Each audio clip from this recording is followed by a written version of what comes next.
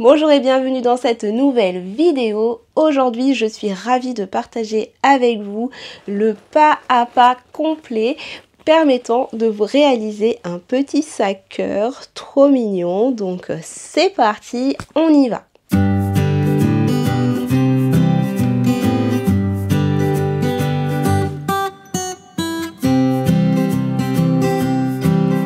Comme vous le voyez, le sac Cupidon est un petit sac en forme de cœur absolument adorable que vous allez pouvoir utiliser au quotidien ou pour des événements. Ici, je vous montre le pas à pas avec la version adulte, donc ici c'est la plus grande version, mais vous allez voir que dans le patron il y a une version plus petite que j'ai imaginée pour les enfants. Donc si vous avez envie de coudre un sac pour une petite fille, alors profitez-en. Vous retrouverez le lien pour télécharger le patron dans la barre d'infos. Vous verrez que ce modèle n'est pas très compliqué, il y a peu de pièces, mais il faut quand même une certaine habileté pour pouvoir coudre l'arrondi et avoir une forme jolie.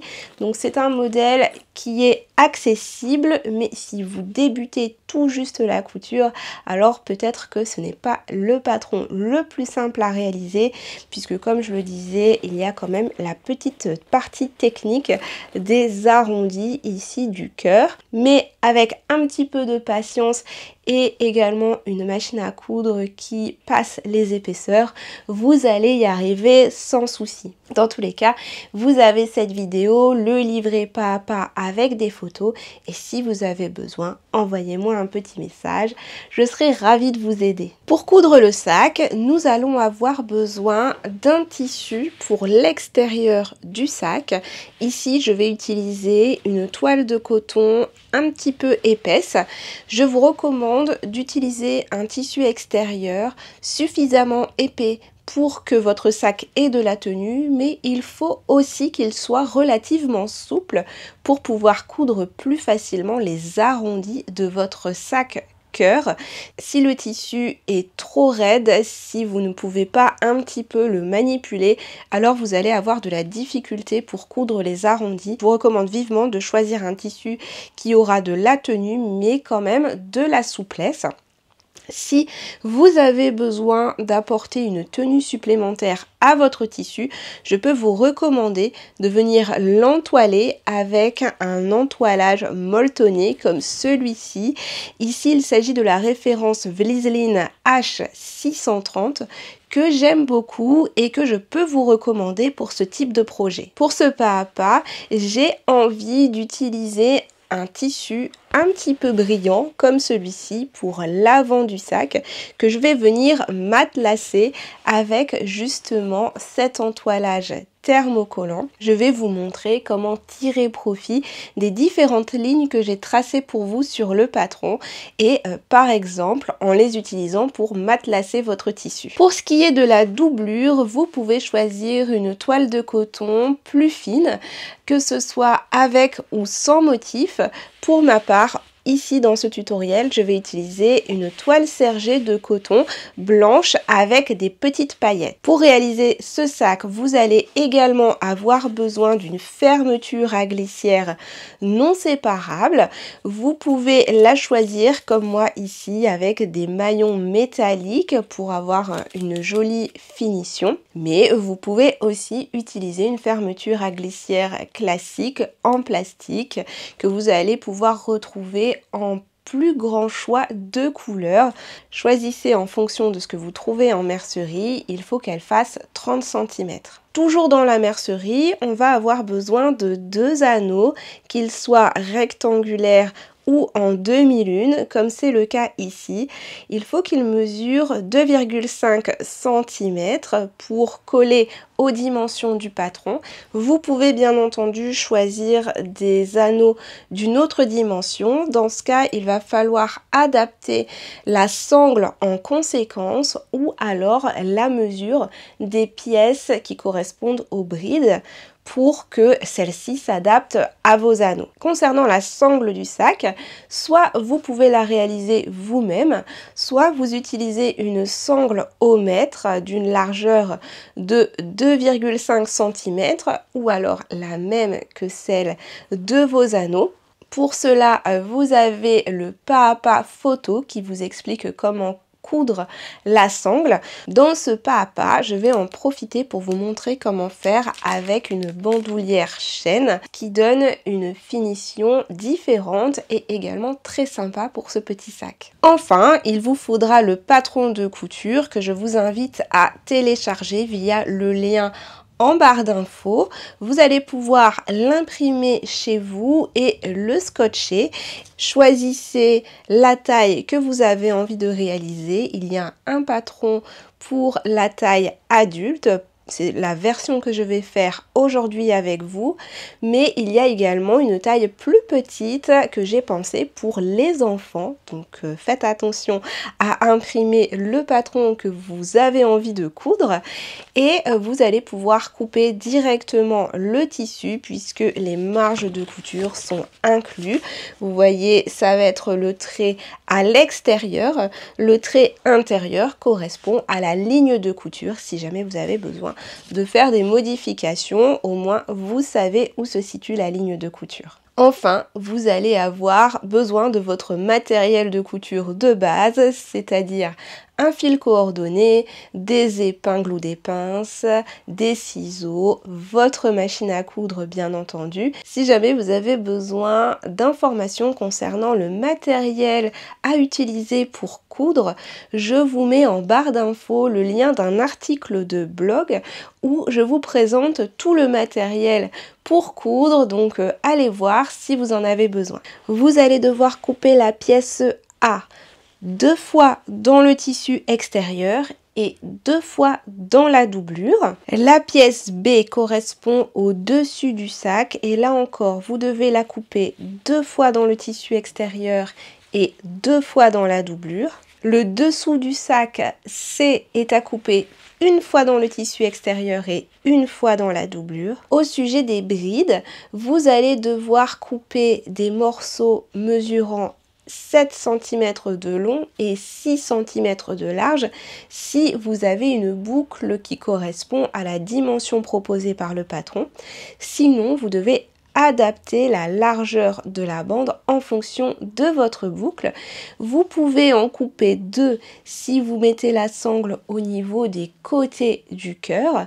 Si vous souhaitez positionner la sangle sur le dos du cœur, alors il vous faudra couper 4 morceaux de bride. Vous pouvez également choisir d'utiliser de la sangle au mètre pour cette partie-là.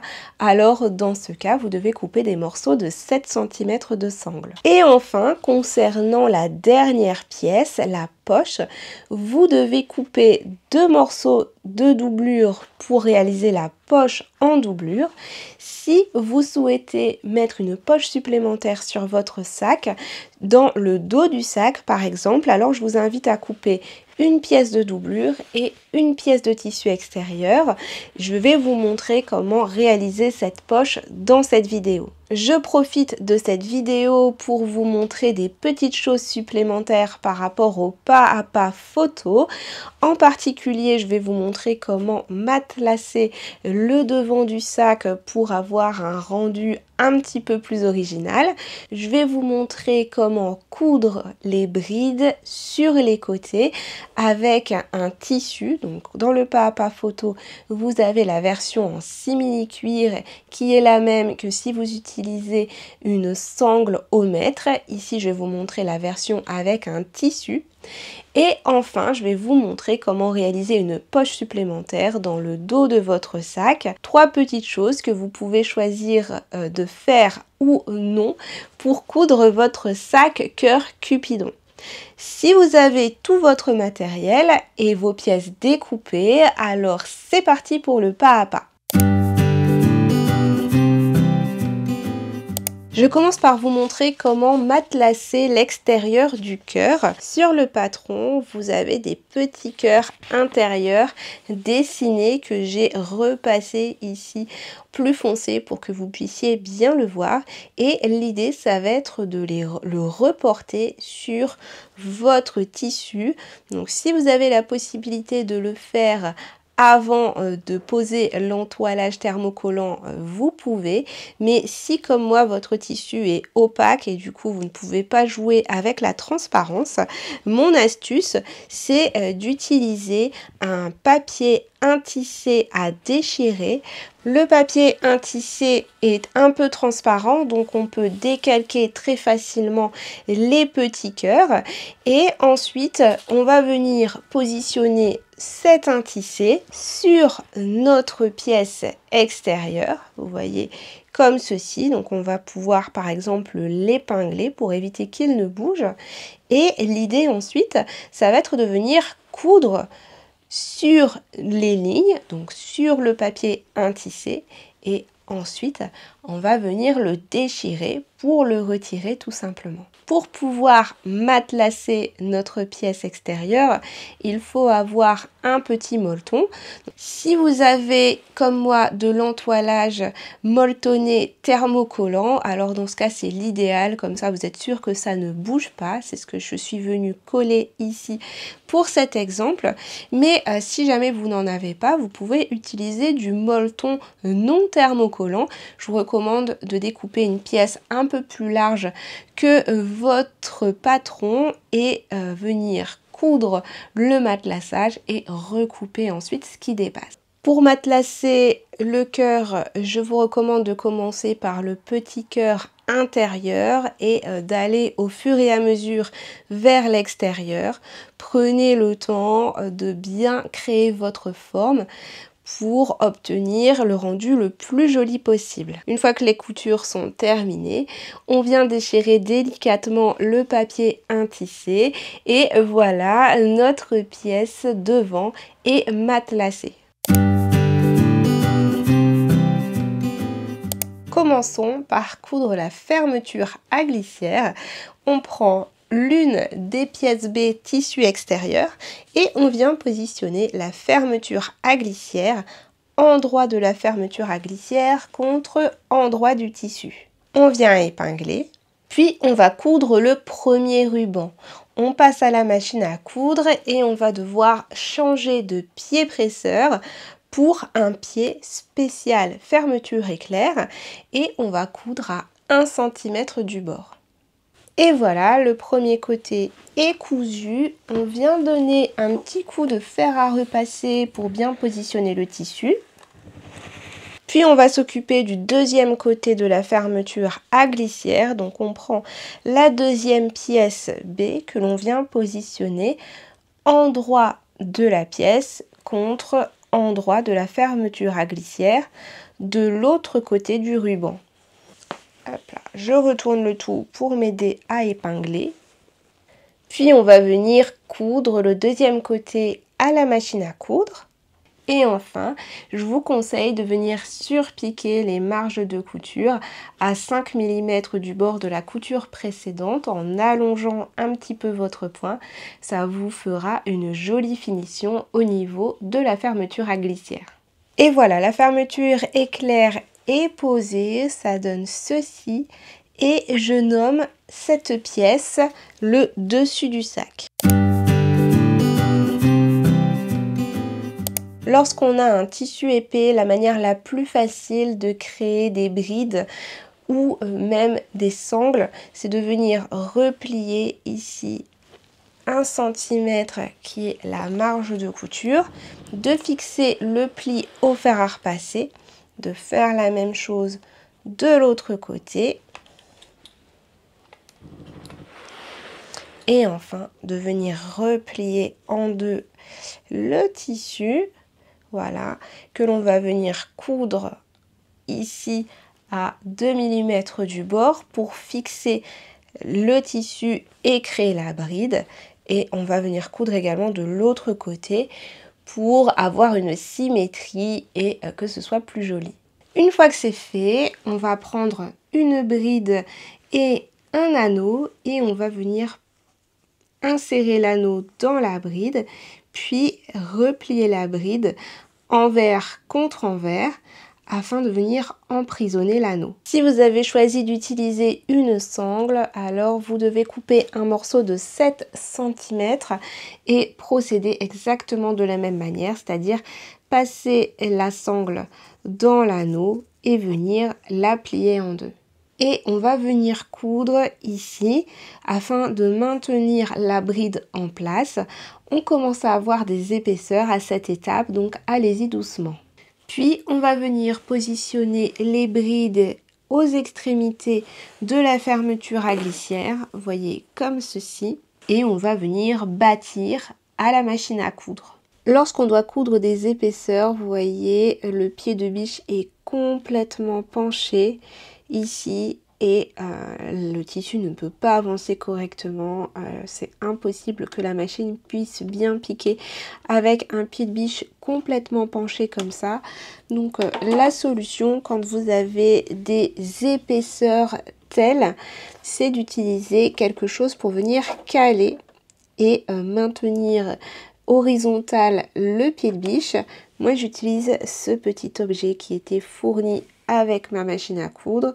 Sinon vous pouvez utiliser une belle-mère, c'est-à-dire de plier un morceau de tissu en plusieurs épaisseurs. L'idée c'est de venir positionner ces épaisseurs, donc soit les morceaux de tissu, soit ce petit outil à l'arrière du pied de biche. Comme ça, une fois qu'on abaisse le pied de biche, vous voyez, celui-ci est horizontal et il va pouvoir entraîner le tissu correctement et vous allez arriver comme ça à coudre vos épaisseurs beaucoup plus facilement. Enfin, on termine la couture du tour du sac en épinglant la pièce C extérieure au-dessus du sac. Donc on va venir aligner les petits côtés ici de part et d'autre. On commence à avoir des épaisseurs puisqu'à certains endroits on a pas mal d'épaisseur de tissu, donc allez-y doucement, surtout si vous avez une machine à coudre entrée de gamme. On épingle et on vient réaliser une couture d'assemblage à 1 cm du bord. Et voilà, une fois que le tour du sac est fait, l'étape suivante consiste à le coudre au cœur. On va coudre maintenant les poches. Pour la poche extérieure et la poche de doublure, le principe est le même. On va positionner les deux pièces E des poches doublure endroit contre endroit en alignant ici le haut de la poche. On va venir épingler puis piquer à 1 cm du bord. On procède exactement de la même manière pour la poche extérieure. On va positionner le tissu extérieur et la poche en doublure endroit contre endroit en alignant encore une fois le haut. On épingle et on pique à 1 cm du bord. Une fois que c'est fait, on va ouvrir les coutures au fer à repasser, ce qui nous permettra de retourner plus facilement la poche et positionner les tissus envers contre envers. On repasse à nouveau pour marquer le pli et on peut venir réaliser une surpiqûre pour maintenir les épaisseurs ensemble. La procédure est identique pour les deux poches qui sont maintenant prêtes à être positionnées sur leurs pièces respectives. Donc on va venir positionner la poche de doublure sur l'une des pièces doublure. On peut venir épingler puis réaliser une couture de bâti tout simplement pour la positionner en place et la poche extérieure est à positionner sur la pièce cœur qui correspond au dos du sac. Donc si jamais vous avez deux pièces identiques puisque vous faites le devant et le dos dans le même tissu, alors peu importe, mais moi comme j'ai fait un devant matelassé et d'un tissu différent, alors je dois faire attention où je la coup. Dernier détail au sujet de la poche doublure, si vous voulez créer un compartiment pour cette poche intérieure, pour pouvoir mieux organiser votre intérieur de sac, alors vous pouvez coudre en suivant la ligne centrale proposée dans le patron. Ceci est facultatif, mais si vous voulez le faire, vous pouvez, il faut le faire à ce moment-là. Une fois que le tour du sac est fait, l'étape suivante consiste à le coudre au cœur. Et donc on va venir épingler le tour du sac sur l'un ou l'autre des cœurs. De toute façon, il faudra faire les deux. Là, compte tenu des arrondis, épingler et coudre le tour du sac n'est pas forcément très facile. C'est pour ça que ce pas à pas n'est pas forcément idéal pour les tout débutants. Mais en y allant étape par étape, vous allez voir que vous allez y arriver. Pour pouvoir coudre le tour du sac, la première chose à faire, c'est de venir retracer les marges de couture ici au niveau de l'angle du cœur. Et l'idée, c'est de venir réaliser une entaille ici qui part de la pointe du cœur jusqu'à 1 mm du trait que vous venez de faire qui correspond à la ligne de couture. Cette entaille vous permettra de plus facilement épingler le tour du sac. Pour épingler le tour du sac au cœur, la première chose à faire, c'est de venir repérer le milieu du dessus du sac qui va devoir correspondre à la pointe du cœur et le milieu du bas du sac qui sera sur le bas du cœur.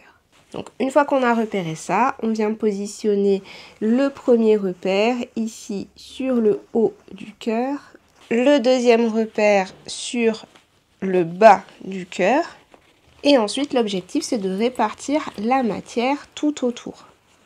Vous allez vous rendre compte que la matière n'est pas forcément évidente à répartir au niveau de l'arrondi. C'est normal puisque le tour de l'arrondi est plus grand que l'emplacement de la couture. Donc il faut un petit peu jouer avec la matière pour pouvoir épingler, puis coudre ensuite le tour du sac au cœur. Voilà pourquoi je vous recommande en début de vidéo d'utiliser une matière qui est quand même relativement souple. Si votre matière est trop raide, cette étape est plus compliquée. Une fois que le tour de sac est épinglé, on va passer à la machine à coudre pour venir le coudre à 1 cm du bord tout autour du tour du sac. Donc cousez tranquillement en faisant attention à ne pas créer de plis sur votre tissu, principalement au niveau des arrondis. Et lorsque vous arrivez à la pointe, piquez sur les repères que vous avez fait précédemment. Voilà pour le premier côté. Maintenant, il faut faire exactement la même chose pour le second côté. Ici, il faut faire vraiment très attention à bien avoir la fermeture à glissière ouverte. Sinon, vous n'allez pas pouvoir retourner votre sac à la toute fin, ce qui serait très dommage. Et on va procéder exactement de la même manière. C'est-à-dire qu'on va repérer le milieu du tour de sac haut et bas que l'on vient épingler sur l'autre pièce cœur.